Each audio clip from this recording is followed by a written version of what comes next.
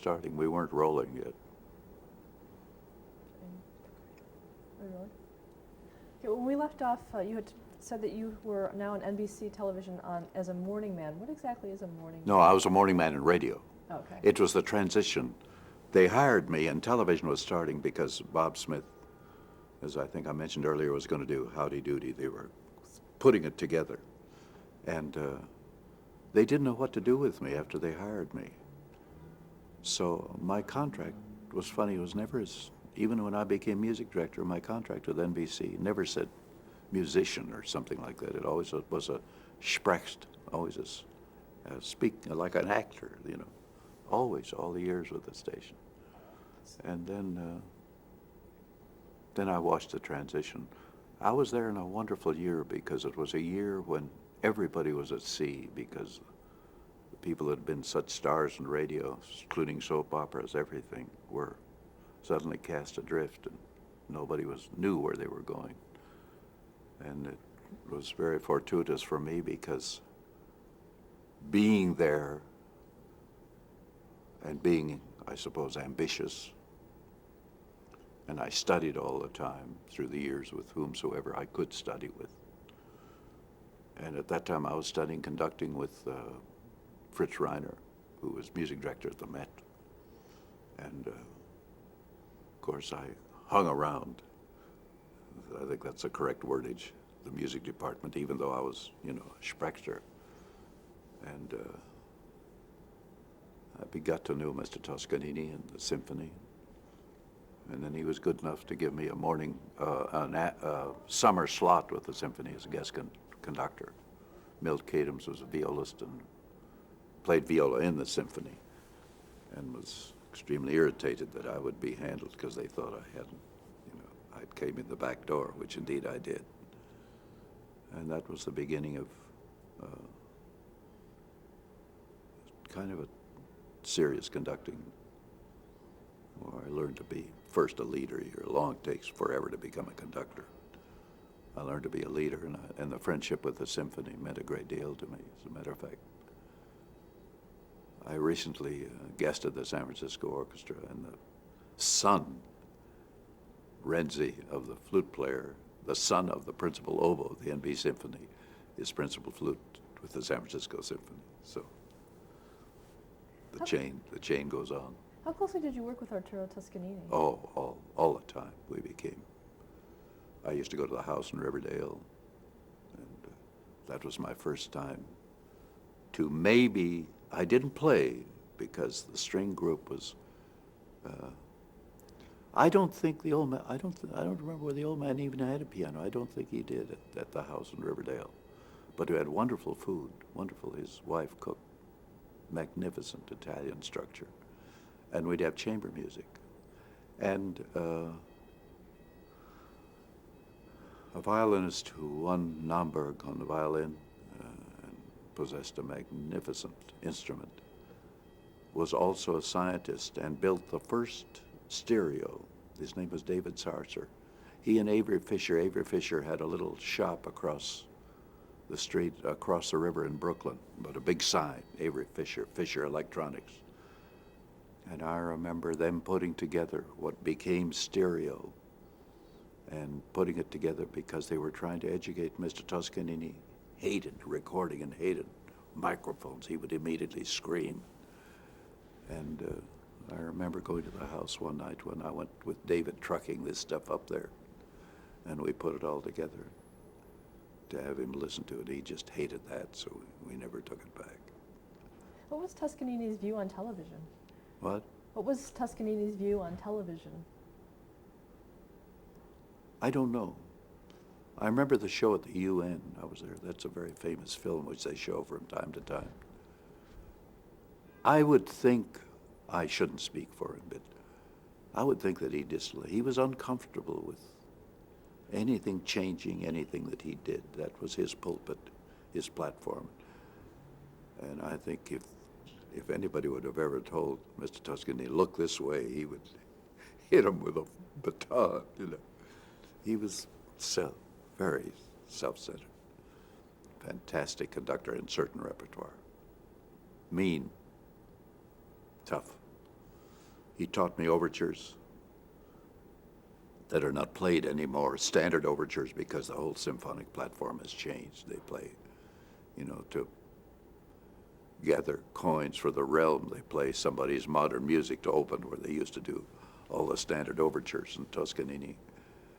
I think made it possible I think he gave me about a dozen overtures standard that when I started being a serious conductor and working with different orchestras, and especially when I went back to Germany and England, it was because of what he had taught me.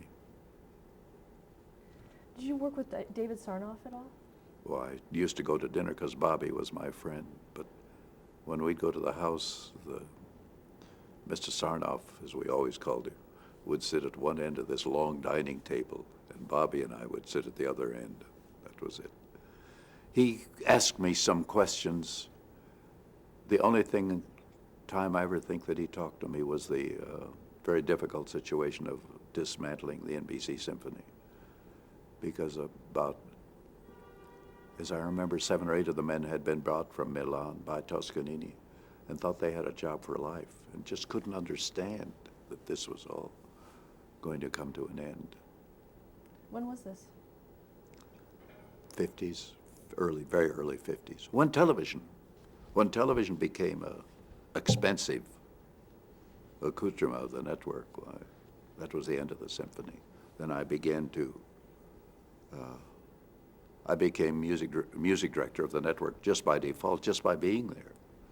And I began to turn the orchestra over into a variety, so-called variety orchestra that could play chase music for whoever was about and do variety shows.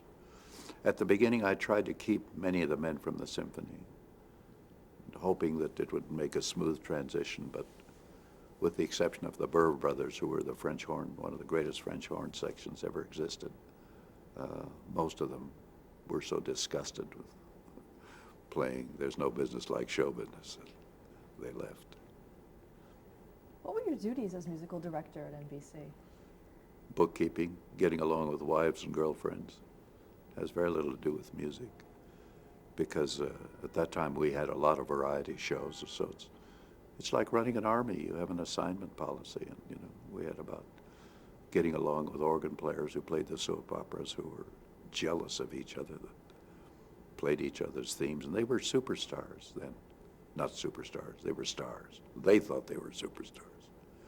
But it's really bookkeeping and trying to get along. Were you responsible for hiring musicians? Yes, yeah. What did you look for in hiring a musician? What the job was. I knew how they played and what the job. Any musician I think that I ever engaged, I engaged from the standpoint of what they could do and where it would fit. Otherwise, you'd be out of a job in a hurry. In terms of television, were there any specific qualities that you looked for in a musician for television? No, be able to laugh at the star. If the star was a Perry Como, you had to laugh. I took Doc Severinsen from, Carl Severinsen was his name. I took him from Charlie Barnett's band and brought him on staff. And we had 2 scales at that time. We had a sustaining scale and a commercial scale. And the price difference was maybe, I'll say, $30 or $40, but the dollar meant something then. And I tried desperately after Carl came on to get him a job on a commercial, put him on a commercial basis and not play sustaining, because sustaining, that meant you worked Sunday morning and played church music or Christmas music, And I'll never forget, I sent him to the Como show, and the next day, Como calls me. He called me. And he said, "I don't want that fellow back anymore. Find me somebody else." And I couldn't figure out what the hell had gone on, It was nothing. Carl, being Carl, was reading the funny papers. He didn't have anything to play. He had the funny papers, and he didn't laugh at Como's jokes. And that was a no-no. You had to react to the star. I think you had to, Steve Allen was funny. I mean, when we were so dumb, we didn't know what we were doing when we started The Tonight Show. We had no idea how to program or do anything. But such hysterical things would happen inwardly because of the constant train wrecks that we had, that everybody got along. It's a very small band, though. I started the Tonight Show with, again, leftovers from the symphony. Abe Pearlstein, a trombone player. The Burr brothers, the horn. I had 2 horns. 1 bugle, that was Carl Severinsen, Doc. My percussion player was a man by the name of Bobby Rosengarten. Bass player was a refugee from Stan Kenton. And Eddie Safransky was his name. And many guitarists. One that's still in my life, Buggy Pizzarelli. Now, were you still musical director when the Tonight Show started? When the Tonight Show started, yes. Yeah, I had just ascended, as we say. Yeah. So you were working on the Tonight Show. I did the Tonight Show because nobody wanted to do it. It was live. It was live, so I'd just go down. It was grim. I'd go down there after work. The Hudson Theater was a filthy place, and 45th Street was the home of hookers and pimps. It was a terrible atmosphere to work in, but that's where we started the Tonight Show, because they didn't think it'd work. So I'll remember the meeting when Pat Weaver called us in and said he had this idea to do what we call service shows. That was the Tonight Show, the Today Show, and a show called Home with Arlene Francis, which didn't work, but she was a wonderful lady. I worked with her many times on television. But that was the beginning. It started from a very simple meeting on the 8th floor. We just sat and listened to Pat Weaver tell us what we were going to do. How did he describe it, the Tonight Show? Huh? How did he describe the Tonight Show in that meeting? Vaudeville. It was a vaudeville show.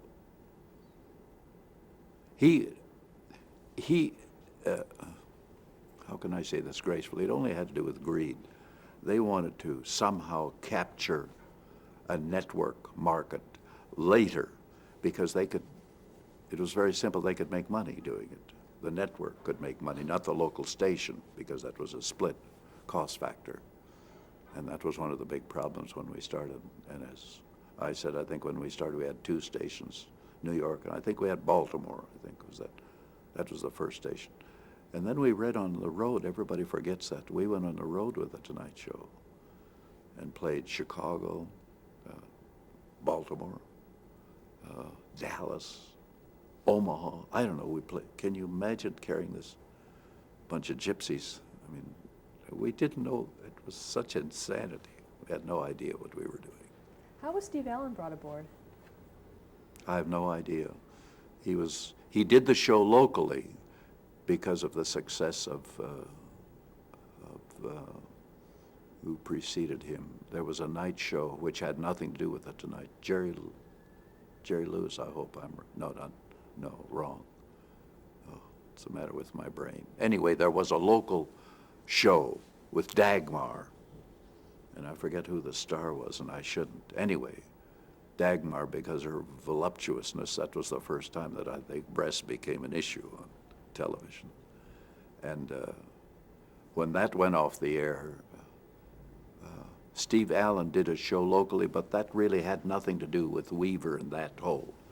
But Weaver looked at that, and I think that gave him an idea of trying to do something now with the network. And the minute it became, quote, network, there was another band with Steve, a trombonist, I forget his name now, who was fit with rage when he found out that he blamed me for making the transition. It had nothing to do with that. I was a house man, so I couldn't figure out anybody to do it. So I went down there at the beginning just to get it started.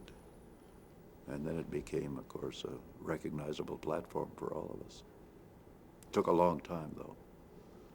We had a year of terrible panic whether it would go on or not. Can you talk about Steve Allen personally and professionally? The best. Just the best. Quickest wit, smartest brain, most curious man I ever knew. Not a very good musician, but he learned enough to get along. When he wrote, he used to bring me lead sheets and I'd fix it so the bass part would be right, put the construction together. And he was with me at Carnegie Hall with my orchestra about 4 or 5 years ago.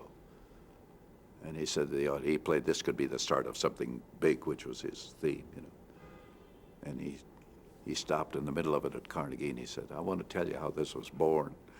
He said, I brought in an old scratch sheet at the Hudson Theater.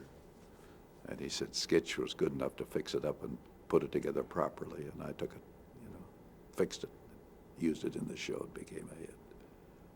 He was the best, I feel, because of spontaneity. We only had two writers, Stan Burns and Herb Sargent. And we had a very small team. Dwight Hemian was the director, and Billy Harback was the producer. Nick Vanoff came in later and ate up Harback, so I watched a lot of aesthetic murders in the corporate structure. How influential was Steve Allen on the music on the What? program? How influential was Steve Allen on Influential?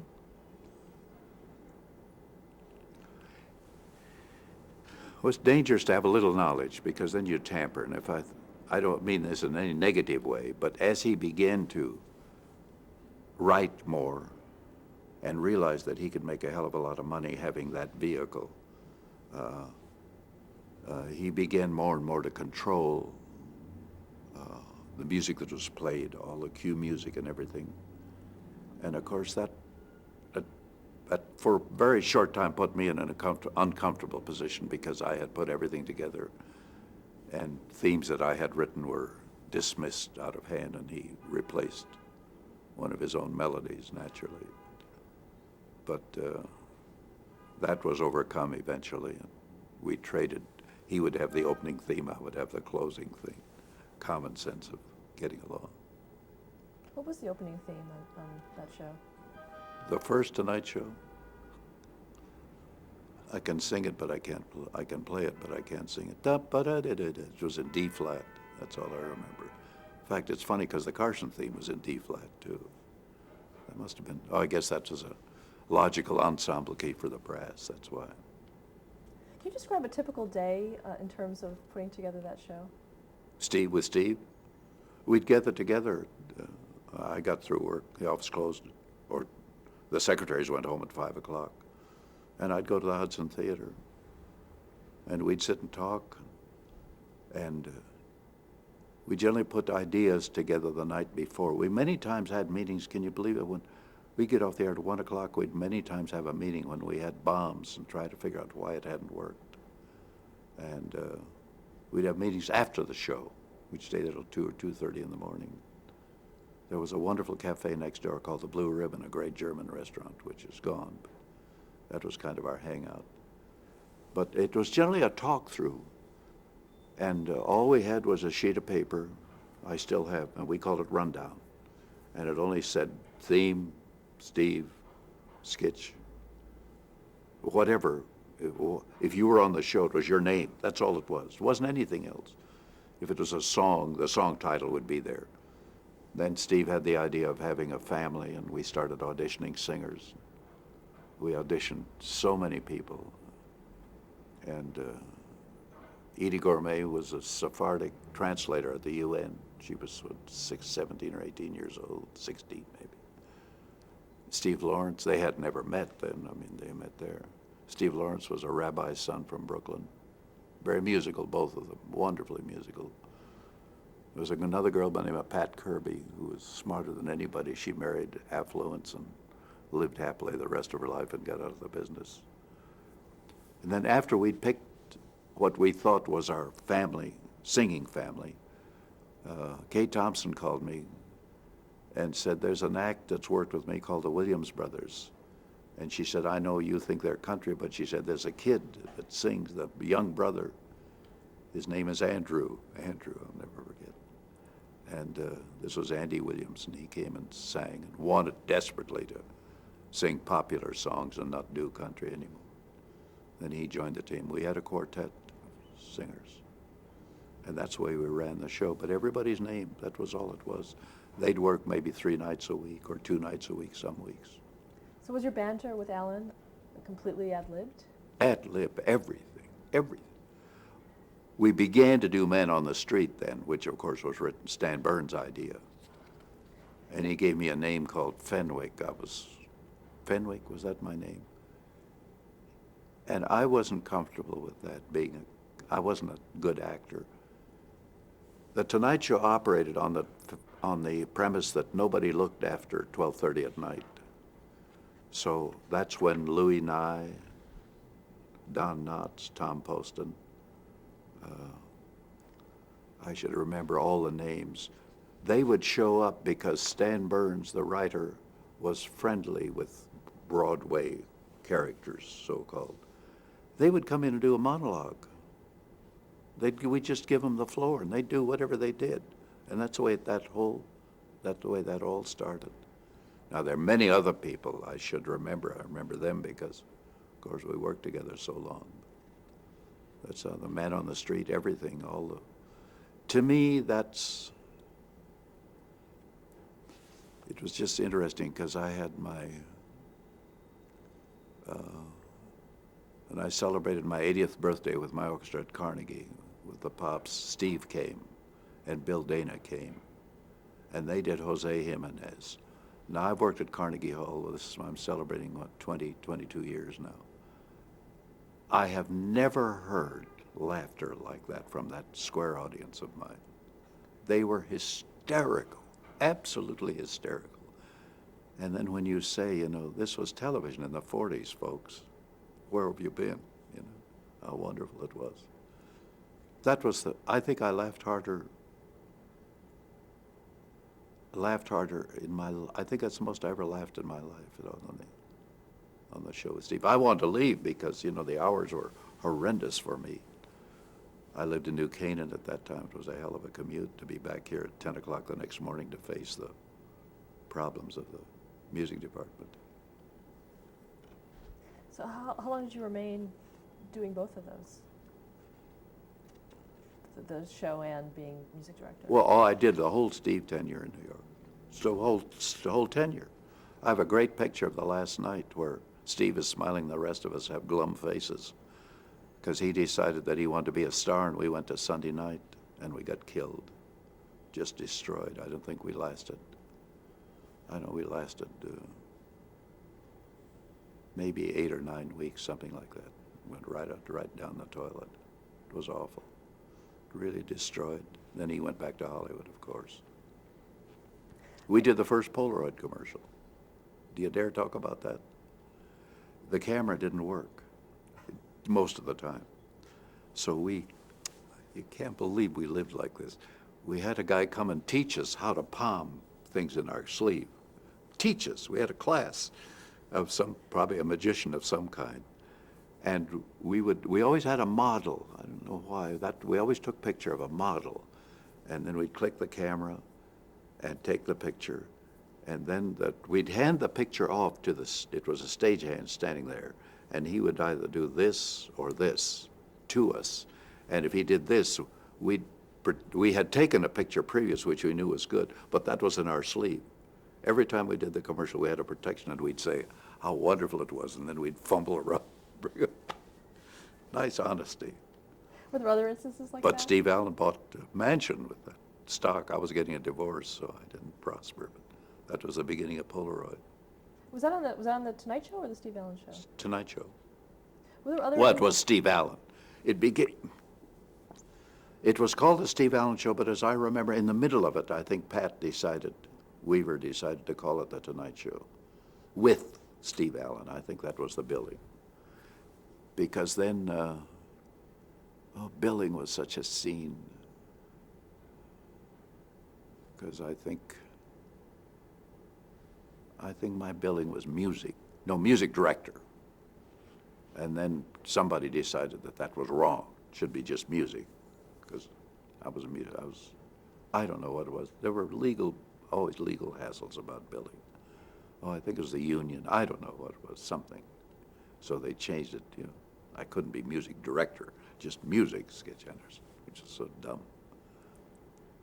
In terms of the music on the program, how did that work? Did you also have a kind of a set list, or how did you know the order? You didn't know anything.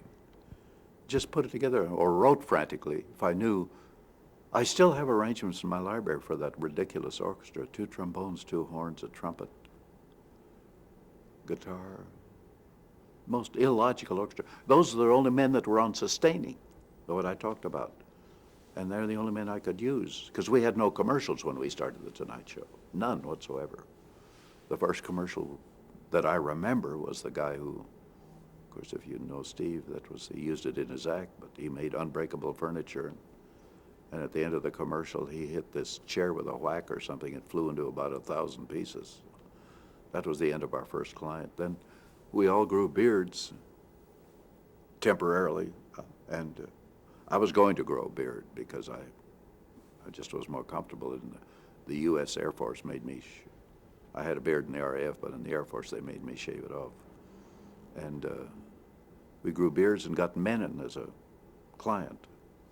And the minute Gene Rayburn was the announcer, the minute that they got rid of their beards, the client left. But I kept my beard. Talk a little bit about Gene Rayburn. How was he to work with? Difficult. Strange. I knew him all his life. Latter years, I used to see him in Vermont when I was one of the founders of a ski area called Sugarbush. He decided this was Valhalla up there, and he showed up all of a sudden. Still lonesome, and to be as successful as he was just in some manner angry at life. I don't know what it was.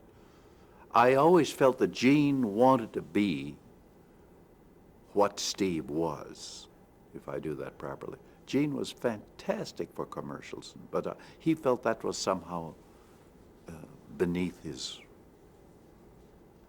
it's my own opinion, I say it privately, but I think he felt it was beneath his dignity to do commercials or something. I don't know what it was. There was something strange always. And also, unlike Carson having the foil with McMahon, Steve worked alone, really. If he wanted to work with me or with Gene, he'd call or let you know it, you know what I mean? But you don't do straight lines unless he knows what's coming, you know. You learn that early. Carson wanted that foil. He wanted somebody he could work against. How did you rehearse with guest performers? Once through, once down, if they're lucky. A singer, I could only speak from the standpoint of actors or anybody that did sketches or anything like that. On the Tonight Unit, we never rehearsed that. We did on the Sunday show, of course. Then too much rehearsal means a bad show, you know, generally. But on the Tonight Unit, it was just once, if a singer brought an arrangement or something, or I had sketched something for singers. It was really only for Dwight to have his shot set. He was one of the most, in my opinion, to this day, one of the most aesthetically correct for television image directors I ever knew. Fantastic idea. He was far ahead of the camera. Certainly, we went from black and white to color when we all went blind, you know. So he was the best. What about performers? Did they have trouble working in that style with just one rehearsal? Well, nobody knew anything, so you could just, you know, whoever was on the floor, stage manager would say, stand there, look there, and everybody did because they, you know, nobody knew anything. So. Okay, let's stop there to change the tape.